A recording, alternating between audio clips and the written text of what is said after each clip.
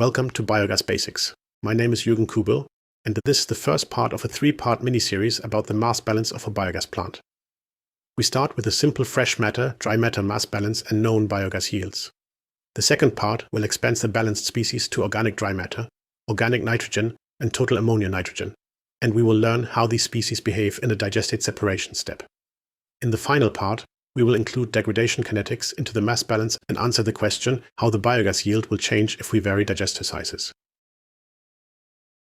This is a quick recap of the previous presentation about feedstocks and their properties. The feedstock mixture for the biogas plant is characterized by the fresh matter in tons per day, the total solids or TS of the feedstock mixture in mass percent, which is the ratio of dry matter to fresh matter, the loss on ignition or LOI in mass percent, which is the ratio of organic dry matter to dry matter, the biogas yield Y in cubic meter biogas produced per ton of organic dry matter, the methane content of biogas XCH4, and the hydrolysis water demand W height, which is the mass percentage of biogas created from water incorporated in the hydrolysis step. We also touched upon the degradation kinetics that can be estimated from biomethane potential test. In this presentation, we will only use fresh matter, dry matter, and total solids. In the next part of this mini-series, we will balance organic dry matter, organic and total ammonia nitrogen, and use LOI, TN, and NH4N. In the last part, we will use kinetics derived from BMP tests to predict the impact of digester size on the substrate turnover. Let's start with a simple example. A feedstock mix must be digested in a biogas plant comprising two digesters. The primary digester can handle a total solids concentration of 12% for this feedstock mix. The secondary digester can handle 9% total solids. The effluent from the secondary digester is separated into a solid and liquid fraction. In this example, the separation is complete, but we will later show that we can use the same approach for a partial separation. If necessary, some of the liquid digestate can be recirculated back to the primary and/or secondary digester for viscosity dilution. We assume for now that 80% of the biogas is produced in the primary and 20% in the secondary digester. In its simplest form, the mass balance covers fresh matter and dry matter. Further, we assume that the biogas yields are known, meaning that regardless of digester size or number of process steps, the biogas production of the plant is always the same. This is a model assumption. The reality is obviously different, but we will get to this later. We have all necessary information to calculate the mass balance, meaning every mass flow shown in the figure here. Once we know the mass flows, we can size the digesters. A control volume is drawn around the biogas plant. We ignore everything that happens within the control volume and focus only on the streams that pass its borders. These are feedstock, biogas, and solid and liquid digestate. We split the process into two steps. In the first step, feedstock is converted into biogas. What is left is the average digestate. I will use the term average digestate frequently throughout this mini-series, so it is helpful to familiarize yourself with the term and what it represents. The average digestate is not necessarily a stream that physically occurs in the AD plant, but it is a very helpful contraption to assess the digestion process. It is the inflow minus the biogas stream, but before any internal dilution is applied. When balancing the whole biogas plant, it is the mixture of the solid and liquid digestate. The TS of the average digestate is calculated with a fresh and dry matter mass balance around the digestion step. In a second step, this average digestate is separated into a solid and liquid digestate fraction. It is important to understand that the amount of solid and liquid digestate produced only depends on the TS of the average digestate and the TS of the two digestate fractions, but not on the separator runtime or the amount of liquid digestate recirculated back into the digesters. The digestate fractions can be calculated with a balance of the control volume covering the overall AD plant. It is not necessary to address individual digesters. Here is an Excel example. First, we calculate the feedstock mix properties as shown in the feedstock presentation. The balance covers fresh matter and dry matter, both in tons per day. The ratio of dry matter to fresh matter is total solids, TS in kilograms per kilogram. We multiply the fresh matter with the TS to get the dry matter stream of the feed. Now we calculate the mass of biogas produced. It is the fresh matter times TS, LOI, biogas yield, and biogas density. Some of the biogas mass comes from the water incorporated during the hydrolysis step, W height. We can calculate the TS of the biogas as 1 minus W height. This is not the moisture content of the biogas. The model assumption is that all moisture is condensed and put back into the biogas plant. Instead, it means that when we calculate the dry matter balance, that not all biogas mass comes from dry matter. The dry matter in the biogas is the fresh matter times 1 minus W height. We can now balance the average digestate. It is the feedstock minus the biogas mass. We balance fresh matter and dry matter. The total solids of the average digestate is the ratio of dry matter and fresh matter. Now how does the average digestate split into liquid and solid digestate? We know the ingoing mass stream and TS, and we need the TS of the outgoing digestate streams. Index 1 is the average digestate, Index 2 is the solid digestate, Index 3 is the liquid digestate. First, we balance fresh matter. Stream 1 is the sum of stream 2 and 3. Next, we balance dry matter. The mass flow of stream 1 times the TS of stream 1 is the mass flow of stream 2 times the TS of stream 2, plus the mass flow of stream 3 times TS3. Now we have two equations for two variables. We can write them in matrix notation with the two variables m.2 and m.3 on the left side and the inhomogeneity on the right side. This system can be solved with Kramer's rule, which is very handy in the biogas industry. I use it at least once per week for all kind of problems where two streams are blended to a known composition, or one stream is split and the compositions of all streams are known. Kramer's rule allows to solve for only one variable without solving the whole equation system. It uses determinants. Let's solve for m.2, which is the first column in the matrix. m.2 is the ratio of two determinants. The denominator is the determinant of the original matrix. The numerator is the determinant of a matrix, where the respective column is replaced with the right-hand side. m.2 is m.1 times ts1 minus ts3 over ts2 minus ts3. There is a great visualization of this behavior which is used in material science when an alloy of a known composition separates into two phases with known composition. It is called the rule of levers. We can plot the total solid concentrations on a vector. Fraction 1 is split into fraction 2 and 3. The mass of fraction 2 is the mass of fraction 1 times the length of the opposing lever, here in blue, divided by the lengths of the two levers, here in green. This is intuitive. When we split a digestate with 10% total solids into a fraction with 5% and 25%, we would expect to produce more 5% and less 25% material.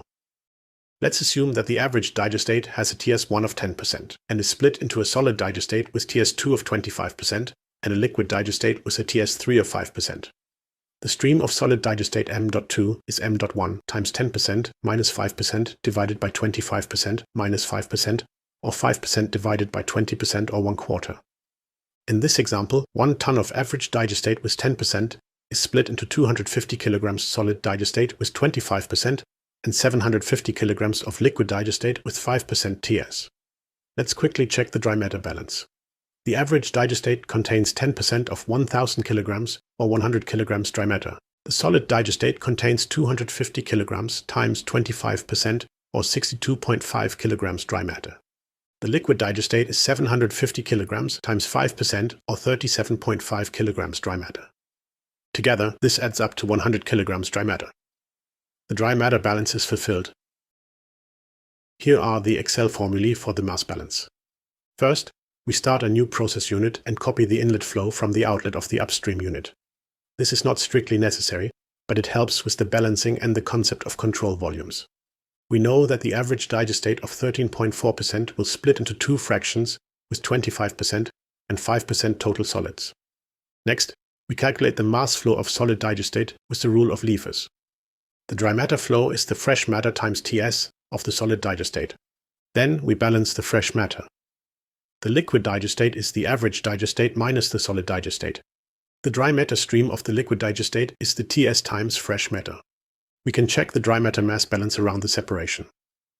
The dry matter of the solid digestate is 9.8 tons per day. The dry matter of the liquid digestate is 2.7 tons per day. Together it is 12.5 tons per day, which is the inlet stream. So now we know the amount of biogas and solid and liquid digestate produced. I highlight the known streams in bold. Further, we know the total solid concentration of the liquid digestate. When liquid digestate is recirculated for dilution purposes, I use the term process water. It is liquid digestate when it leaves the plant and process water when it is recirculated.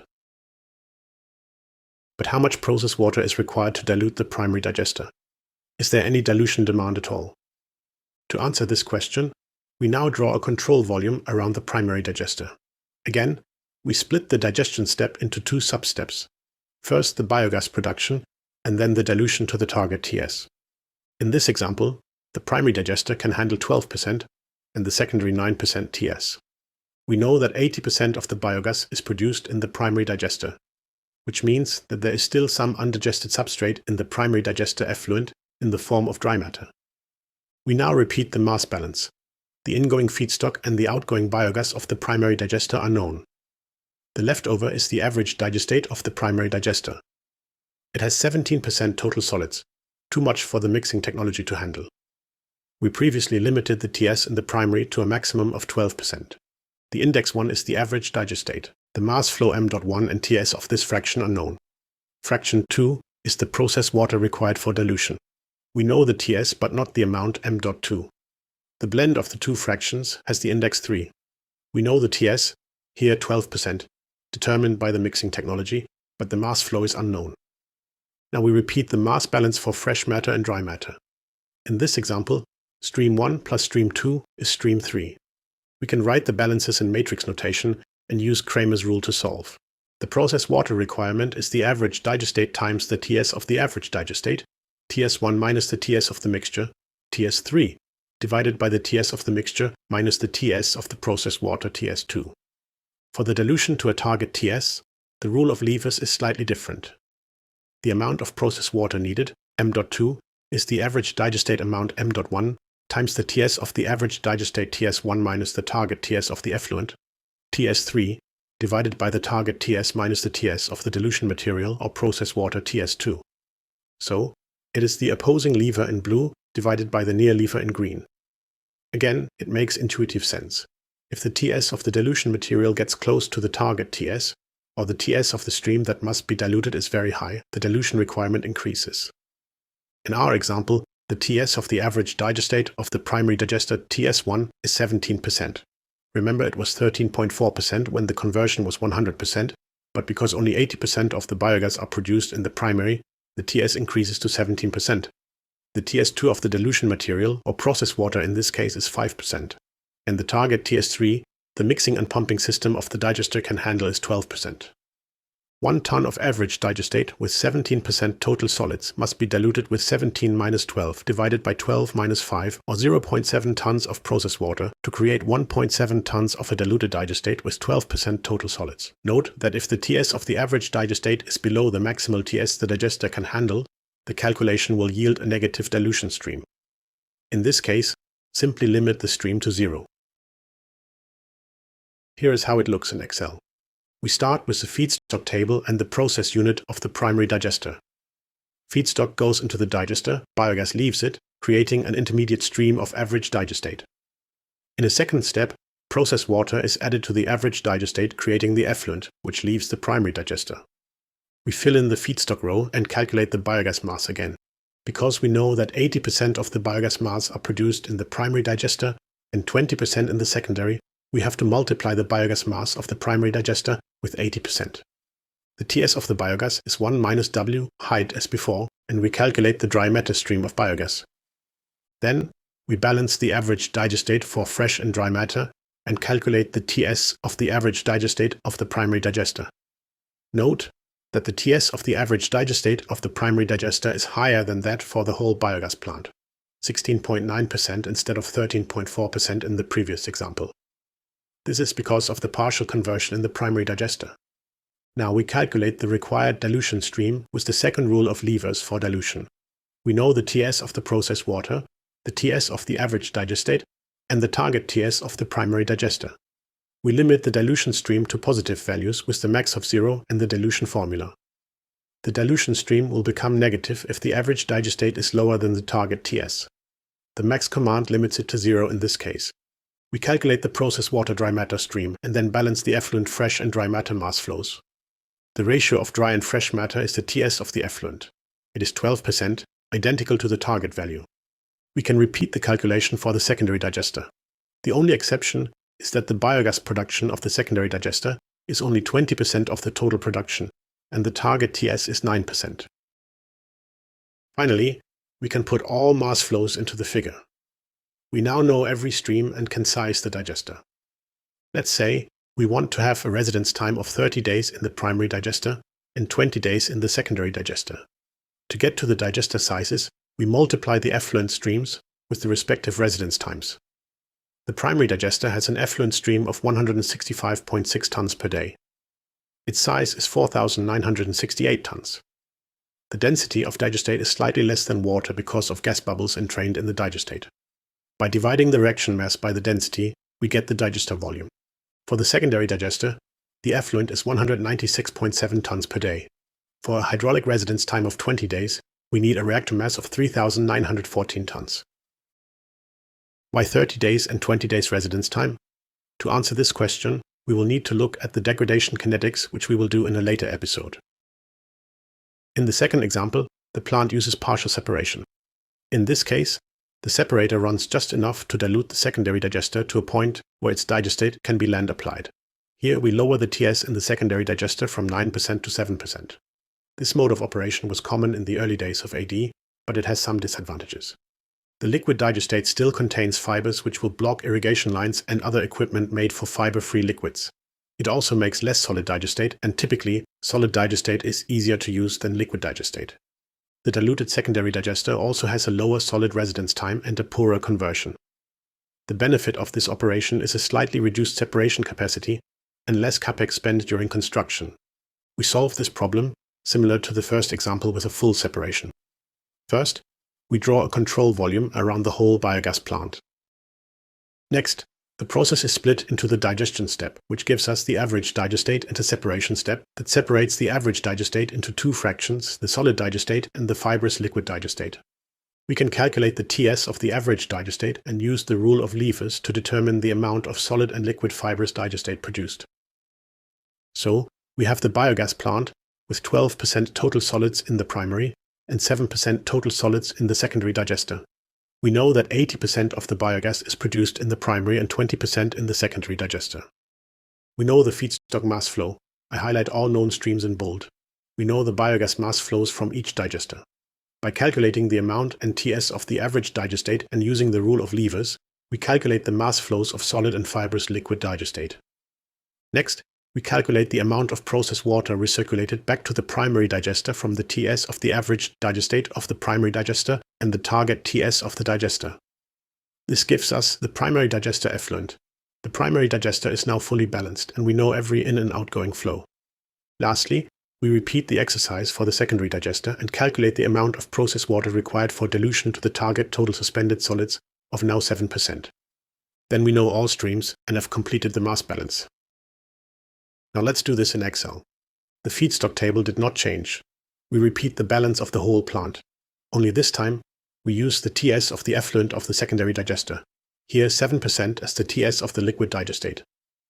We repeat the mass balance for the primary digester.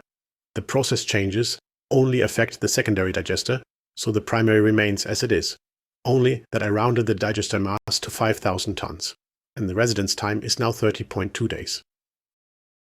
We collapse the primary digester and focus on the secondary. The biogas production and the average digestate of the secondary digester are calculated as usual. The average digestate of the secondary digester is 9.9% because of the process water we added to the primary digester. I rounded the secondary digester volume to 4,000 tons. In the next step, we calculate the process water requirement for the dilution of the secondary digester to the target total solids of 7%. The process water demand is 230 tons per day. This is a significant increase. The residence time almost halves to 10.2 days. The effluent stream is 390 tons per day. We know from the balance over the whole plant that 60.3 tons per day are removed as liquid digestate.